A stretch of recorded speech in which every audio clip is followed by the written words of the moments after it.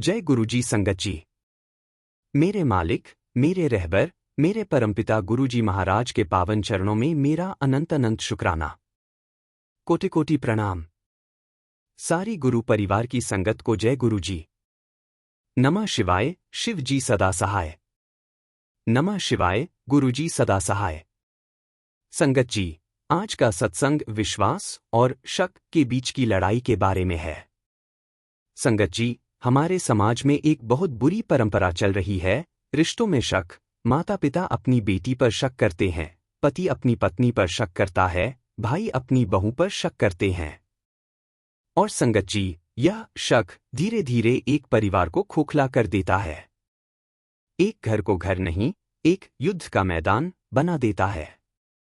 लेकिन गुरुजी की महिमा, गुरुजी महिमा ऐसी है कि वो सबको सिखाती है कि विश्वास ही एकमात्र ईंट है जिससे घर बनता है।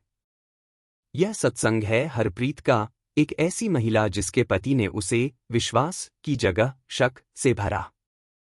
हर दिन सवाल, हर रात शंका, हर पल तुम कहाँ थीं? किसके साथ थीं? क्यों देर की? संगत जी, हरप्रीत एक सच्ची बहू थी, एक अच्छी माँ थी, एक समर्पित पत्नी थी। पर उसके पति का शक एक दिन उसे आत्महत्या के करीब ले गया। लेकिन गुरुजी की महिमा ने कैसे इस टूटे घर को फिर से विश्वास से जोड़ा? यह सत्संग हर उस घर के लिए एक सीख है जहां शक की बीमारी चल रही है।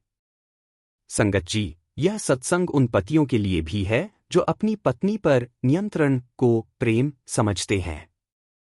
यह सत्संग उन महिलाओं के लिए है जो आजाद होना चाहती हैं पर शक के जेल में बंद है। गुरुजी की महिमा हर किसी को सिखाती है कि प्रेम और विश्वास साथ चलते हैं। संगत जी, कमेंट में बताइए, क्या आपके घर में भी किसी को शक का शिकार होना पड़ा है? या क्या आप खुद कभी किसी को बिना कारण शक की वजह से तकलीफ दी है? आइए, इस गहन और रूह को सीधे छू लेने वाले सत्संग को सुनते हैं। जय गुरुजी। शुक्राना मेरे गुरुजी। आपके बिना मैं एक जिंदा लाश होती। गुरुजी की प्यारी संगत को मेरा प्रणाम। संगत जी, मेरा नाम हरप्रीत है। मैं 36 साल की हूं। मैं कोई दुखांत सत्संग सुनाने नहीं आई, मैं अपने पुनर्जन्म की सत्संग सुनाने आई हूं। क्योंकि मैं एक बार मर गई थी, शारीरिक रूप से नहीं, लेकिन मन से पूरी तरह। संगत जी, मेरी शादी बहुत तैयारी के साथ हुई थी। मेरे माता पिता ने बहुत कसरत की, एक अच्छे घराने में मेरा रिश्ता तय किया। मेरा पति राजीव एक अच्छी नौकरी करता था, उसका घर भी सम्मानित था। शादी के पहले हफ्ते सब कुछ परफेक्ट लगा। पर संगत जी, जैसे ही हम अकेले होते, कमरे में अकेले होते, राजीव का असली चेहरा निकल आता। पहली रात को राजीव ने मुझसे पूछा, तुम्हारे पहले कोई और था? मैंने सहमी होकर कहा, नहीं। वो बोला, झूठ मत बोल। मैं जानता हूं, मैंने कहा, नहीं, सच में। पर उसे मेरा नहीं कभी सच नहीं लगा। शादी का दूसरा हफ्ता आया। राजीव हर रोज कुछ न कुछ सवाल उठाता। तुमने आज वो फोन कॉल क्यों लगाई? किसे लगाई? मैंने कहा, माँ को। वो बोला, माँ के नाम पर कोई और हो सकता है। संगत जी, मैं एक डॉक्टर की बेटी हूँ। मेरे माता पिता ने मुझे अच्छी शिक्षा दी, अच्छे मूल्य सिखाए। पर अब मुझे अपने पति के सामने अपराधी की तरह महसूस हो रहा था। जैसे मैंने कोई गलती की हो, जबकि मैंने कोई गलती की ही नहीं थी। महीनों बीत गए। राजीव का शक एक आदत बन गया। मैं स्कूल में पढ़ाती हूँ, उसने मुझे कहा, अब स्कूल मत जाना। वहाँ लड़कों का भी ध्यान रहेगा, मैंने स्कूल छोड़ दिया। मेरी एक मित्र है, सीमा। बचपन से दोस्त। राजीव ने कहा, अब सीमा से मत मिलना, मैंने उससे दूरी बना ली। मेरी माँ को मिलने की इच्छा होती, राजीव कहते, आज नहीं, कल, और वो कल कभी नहीं आता। संगत जी, धीरे धीरे मैं कैद में चली गई। एक ऐसी कैद जिसमें दीवारें नहीं थीं, पर शक की सांकल थी। तीसरा साल आया। मेरा एक बेटा था, आयुष। मैं उसी को अपनी दुनिया मानने लगी। पर राजीव को यह भी खटकता था। वो कहता, तुम हमेशा बेटे के साथ रहती हो, मेरे लिए कोई समय ही नहीं। संगत जी, मैं बहू नहीं रह गई, मैं दासी बन गई। हर दिन एक नया आरोप, हर रात एक नई परीक्षा। एक दिन सबसे भयानक घटना हुई। मैंने घर के सामने एक पड़ोसी लड़के को हेलो कहा था। राजीव को पड़ोसन ने बता दिया। उस दिन राजीव घर आए। उनके हाथ में पहली बार हाथ नहीं, हिंसा थी। उन्होंने मुझ पर चिल्लाया, गाली दी और फिर उन्होंने मार भी दिया। संगत जी, मैं चिल्ला नहीं सकी क्योंकि आयुष सो रहा था। मैं बस चुप रोती रही। उसी रात मैं छत पर गई। मैंने नीचे देखा और सोचा, अगर मैं यहां से कूद जाऊं तो क्या शांति मिलेगी? क्या राजीव को अपनी गलती का एहसास होगा? पर फिर मुझे आयुष की याद आई। मैंने सोचा, अगर मैं चली गई तो इस बेटे का क्या होगा? अगली सुबह मैं टूट गई। मेरी मां ने फोन किया। मैंने बस रोते हुए कहा, मां, मैं नहीं रह सकती, और फिर फोन काट दिया। संगत जी, उसी दिन मेरी मां मेरे घर पहुंच गईं। उन्होंने मुझे देखा, मेरा चेहरा नीला नीला, आंखें सूजी हुई। मां रो पड़ी। पर उन्होंने एक बहुत बड़ी चीज की, उन्होंने मेरा हाथ पकड़ा और कहा, चल, आज हम गुरुजी के दरबार चलते हैं। मैंने कहा, मां, मेरे पास नहीं, शक्ति नहीं। मां बोली, शक्ति तेरी है ही नहीं, तू गुरुजी से मांगेगी। संगत जी, मैं मां के साथ बड़े मंदिर गई। मैं इतनी टूटी हुई थी कि मुझे लगा मैं वहां किसी का बोझ हूं। पर जैसे ही मैंने गुरुजी को देखा, पहली बार, मुझे लगा कि कोई मेरे सब को देख रहा है, मेरे डर को, मेरे दर्द को, मेरी कमजोरी को। और कोई जजमेंट नहीं कर रहा। उस दिन के सत्संग में गुरुजी के शब्द मेरे दिल में समा गए, पुत्री, जो तुम पर शक करता है, वो तुम्हें प्यार नहीं करता।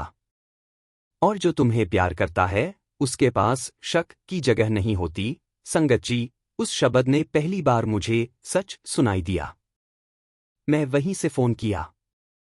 राजीव को कहा, मैं अपने माता पिता के पास रह रही हूं। अगर तुम्हें बदलना है तो बदल, अगर नहीं तो मुझे छोड़ दो। राजीव घबरा गए। उन्होंने मुझे मनाने की कोशिश की। पर संगत जी, मैं अब डर के आधार पर निर्णय नहीं ले रही थी। मैं आत्मसम्मान के आधार पर लेना चाहती थी। संगत जी, सत्संग आगे जारी रहेगा, परंतु पहले एक अत्यंत महत्वपूर्ण सेवा संदेश आपसे विनम्रतापूर्वक साझा करना आवश्यक है। संगत जी, आप सभी पर गुरु कृपा सदा बनी रहे। आज हम एक पवित्र और निरंतर चल रही लंगर सेवा के लिए आपसे निवेदन शेयर कर रहे हैं।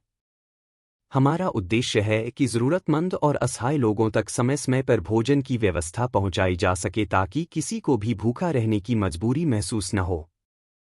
ये सेवा किसी संगठन, व्यक्ति या नाम के लिए नहीं, सिर्फ गुरु कृपा, गुरु भावना और मानव कल्याण के लिए है। संगत जी, यदि आपके मन में भी इस लंगर सेवा के लिए प्रेम और भावना जागृत हो, तो आप अपनी सेवा राशि के माध्यम से इस सेवा में शामिल हो सकते हैं। आपकी सेवा भावना ही इस प्रयास को निरंतरता और मजबूती देती है। जब स्क्रीन पर क्यूआर कोड दिखाई दे, तो इस सरल प्रक्रिया का पालन करें। जैसे ही क्यूआर कोड दिखे, उसका स्क्रीनशॉट ले लीजिए। अपने मोबाइल की गैलरी खोलकर वही इमेज सिलेक्ट करें।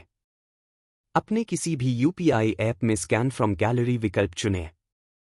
श्रद्धा अनुसार सेवा राशि भेजकर अन्य सेवा सहयोग पूर्ण करें।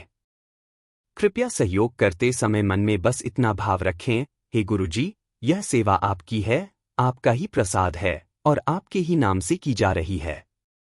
गुरु भक्ति का फल सेवा भाव की शक्ति और लंगर का प्रसाद जीवन को बदल देता है। शुक्राना गुरुजी। संगत जी, आइए अब इस सत्संग को आगे बढ़ाते हैं। 3 महीने मैं अपने माता पिता के पास रही। हर दिन सत्संग जाती। और हर दिन महसूस करती कि मेरे अंदर नया कुछ बन रहा है। नई ताकत, नया साहस, नया संकल्प। 3 महीने बाद राजीव बड़े मंदिर आए। उन्होंने मुझे ढूंढा और मिलने की विनती की। मैंने मिलने से पहले एक शर्त रखी, पहले तुम गुरुजी के आगे अपनी गलती स्वीकार करना। राजीव ने गुरुजी के सामने माथा टेका और रोते हुए बोले, गुरुजी, मैं अपनी पत्नी को शक से सताता रहा। मैंने उसे प्रेम की बजाय संदेह दिया। माफ कर दो। संगत जी, वो पल बहुत महत्वपूर्ण था। क्योंकि जब राजीव गुरुजी के आगे अपनी गलती स्वीकार कर रहे थे, तो वो सिर्फ मुझसे नहीं, बल्कि अपने गुरु से क्षमा मांग रहे थे।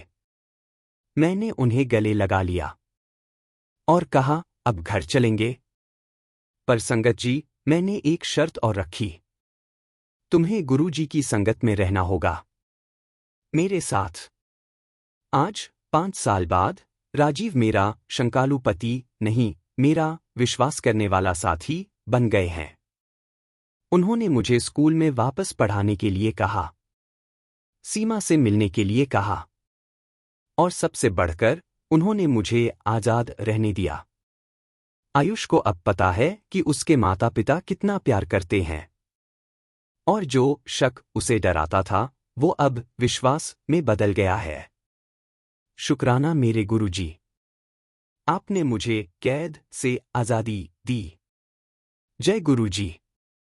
संगत जी, गुरुजी की महिमा, गुरुजी महिमा को समझिए।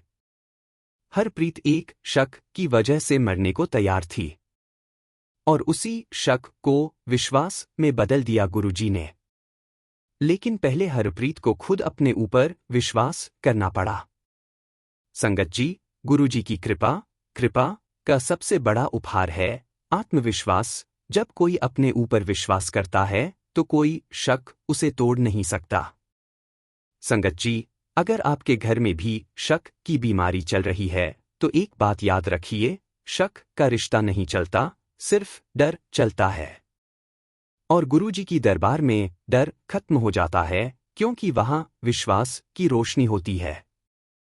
संगत जी, कमेंट में जरूर लिखिए, अगर आपके घर में भी किसी को शक से परेशानी है, तो बस लिख दीजिए, गुरुजी, विश्वास दो। यह एक अरदास है। अगर यह सत्संग किसी के घर को विश्वास दे सके, किसी को साहस दे सके, तो इसे शेयर करिए। आपका एक शेयर किसी के रिश्ते को नया जीवन दे सकता है। जय गुरुजी।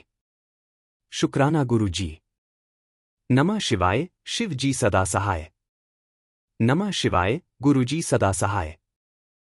जय गुरुजी। संगत जी, मेरे मालिक, मेरे दाता, मेरे परमपिता गुरुजी महाराज के पावन चरणों में मेरा अनंत अनंत शुक्राना। कोटि कोटि प्रणाम। सारी गुरु परिवार की संगत को जय गुरुजी। नमः शिवाय, शिव जी सदा सहाय। नमः शिवाय, गुरुजी सदा सहाय। संगत जी, आज का एक और सत्संग भाई भाई के रिश्ते के बारे में है। संगत जी, हमारे समाज में एक कहावत है, भाई से बड़ा कोई नहीं। पर संगत जी, भाई भाई का रिश्ता अक्सर सबसे ज्यादा परीक्षा लेता है, क्योंकि भाई के साथ होता है भावना, और भावना के साथ जिम्मेदारी। एक बड़ा भाई अपने छोटे भाई के लिए पिता भी बन जाता है, और जब वो छोटा भाई गलत रास्ते पर चला जाता है, तो बड़ा भाई सिर्फ टूटता नहीं, बल्कि खुद को खत्म करने को तैयार हो जाता है। लेकिन संगत जी, गुरुजी की महिमा, गुरुजी महिमा ऐसी है कि वो एक खोए हुए भाई को पाए हुए में बदल सकती है। यह सत्संग है विजय का, एक ऐसे बड़े भाई की कहानी जिसने अपने सब कुछ अपने छोटे भाई राज की लत के लिए गवा दिया। विजय एक सफल इंजीनियर था, अच्छी नौकरी थी, खुद का घर था। पर जब उसका छोटा भाई ड्रग्स की दुनिया में उतर गया, तो विजय ने सब कुछ छोड़ दिया। अपना घर बेच दिया, अपनी नौकरी छोड़ दी, अपने परिवार को छोड़ दिया, सिर्फ राज को बचाने के लिए। पर संगत जी, पैसे की कोई दवाई नहीं है नशे के लिए। नशे को खत्म करने के लिए दिल का सफाई चाहिए, और यह सफाई सिर्फ गुरुजी ही करते हैं। संगत जी, यह सत्संग उन भाइयों के लिए है जिन्होंने अपने छोटे भाई को गुमराह होते देखा है। यह सत्संग उन माता पिता के लिए भी है जिनका बेटा नशे की लत में है।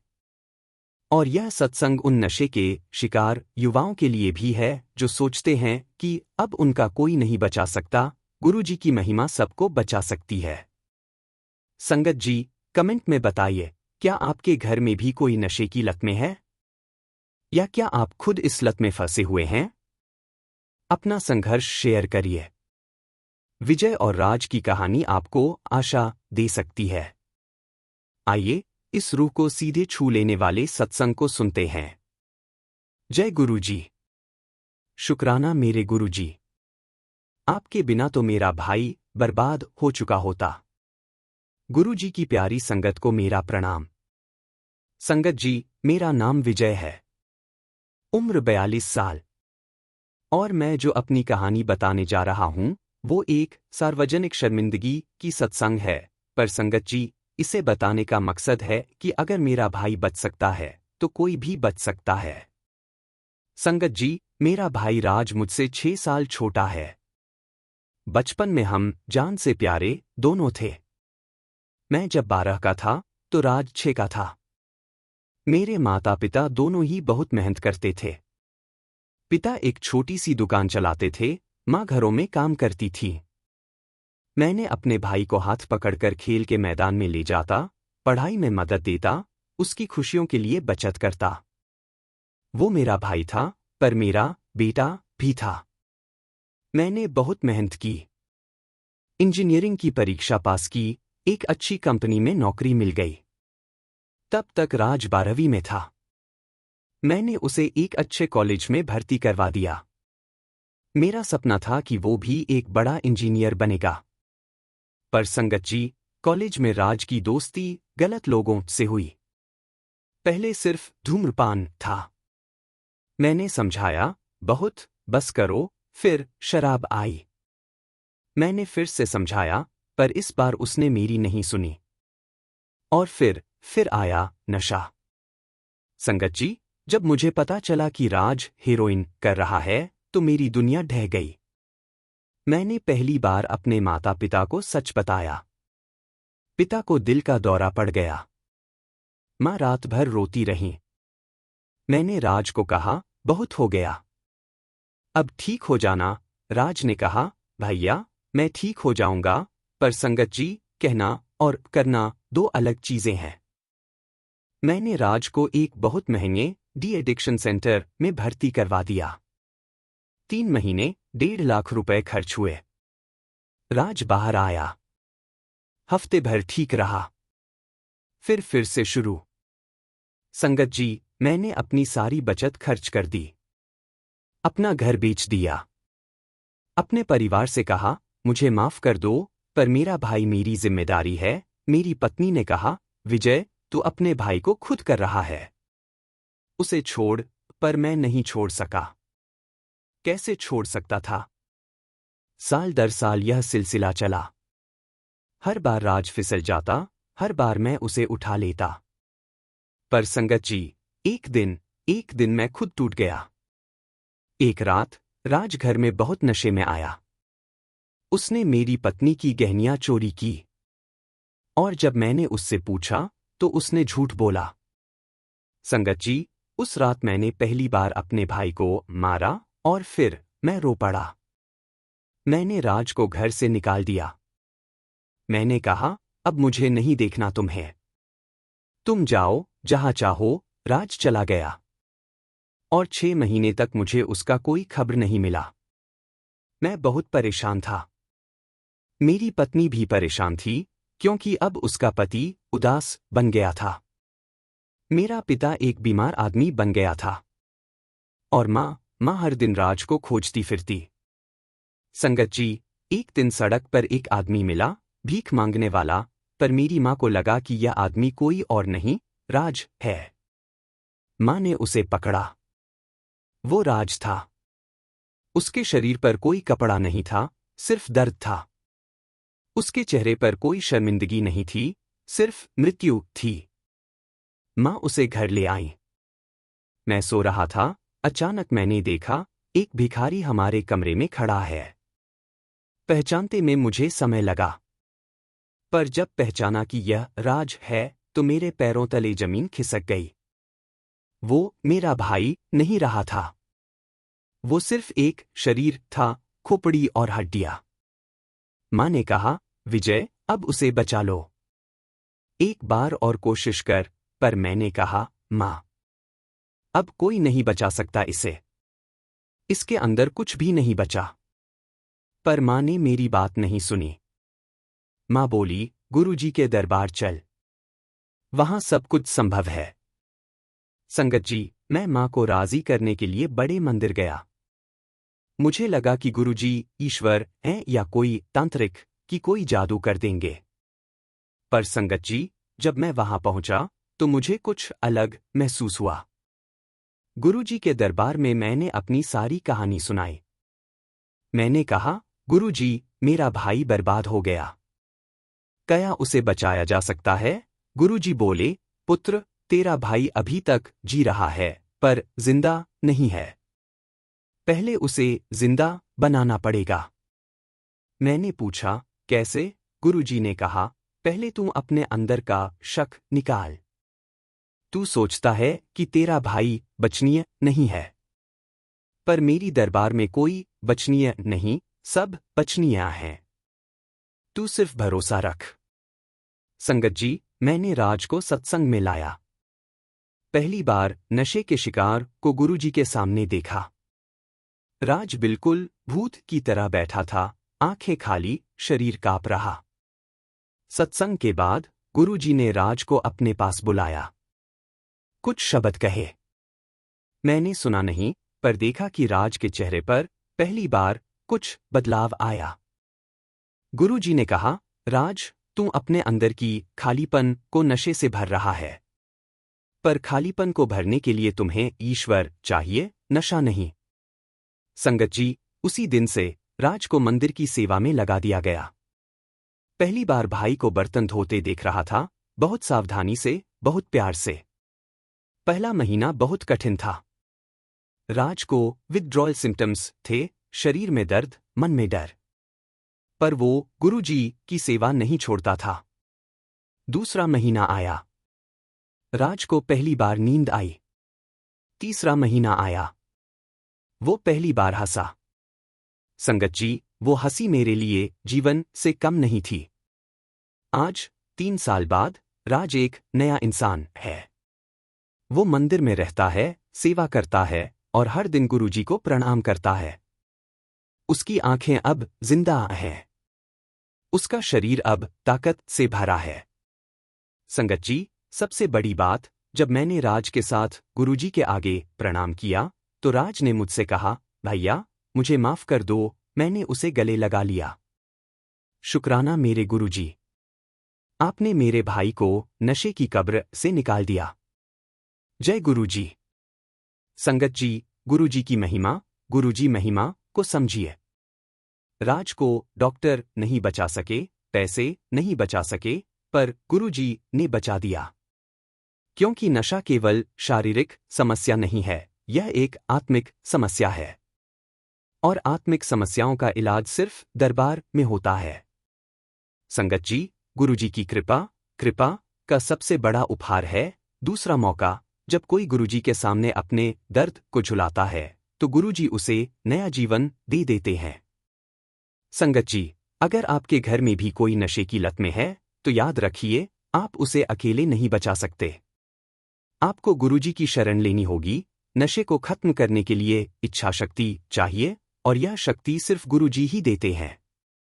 संगत जी, कमेंट में जरूर लिखिए, अगर आपके घर का कोई नशे की लत में है तो बस लिखिए, गुरुजी, इसे बचा लो, या अगर आप खुद इस लत में हैं तो लिखिए, मुझे बचा लो, मालिक। हर कमेंट एक अरदास है और लाखों लोगों की दुआ आपके साथ जुड़ेगी। जय गुरुजी। शुक्राना गुरुजी। नमः शिवाय, शिव जी सदा सहाय। नमः शिवाय, गुरुजी सदा सहाय।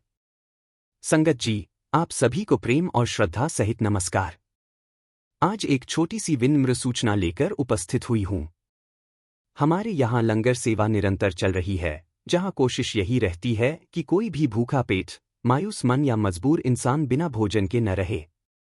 कई बार हम सोचते हैं कि हमारे अकेले से क्या फर्क पड़ेगा, पर संगत जी, जहां प्रेम और भावना जुड़ जाए, वहीं से चमत्कार शुरू हो जाते हैं। एक थाली भोजन। किसी के लिए सिर्फ भोजन होगा, लेकिन किसी के लिए आशा, सम्मान, दुआ और जीने की हिम्मत बन सकता है। अगर आपका मन हो, आपकी भावना कहे, तो आप भी इस लंगर सेवा में अपना प्रेम, सहयोग और सहभागिता जोड़ सकते हैं। यह पूरी प्रक्रिया पूर्णतः श्रद्धा आधारित है और नामगोपनीयता का भी पालन किया जाता है। सेवा जुड़ने का सरल तरीका, स्क्रीन पर दिख रहे क्यूआर कोड का स्क्रीनशॉट लें, फिर किसी भी यूपीआई ऐप को खोलकर स्कैन करें और अपनी भावना अनुसार राशि भेजकर लंगर सेवा पूर्ण करें। आपकी श्रद्धा ही इस सेवा की वास्तविक शक्ति है। ईश्वर हर उस भाव को स्वीकार करता है जो दिल से दिया जाए और बिना किसी दिखावे के दिया जाए। प्रेम से जोड़ा गया हर योगदान, किसी के जीवन में भोजन, किसी के मन में शांति और किसी के घर में दुआ बनकर पहुंचता है। शुक्रिया, प्रणाम, आभार। जय गुरु जी।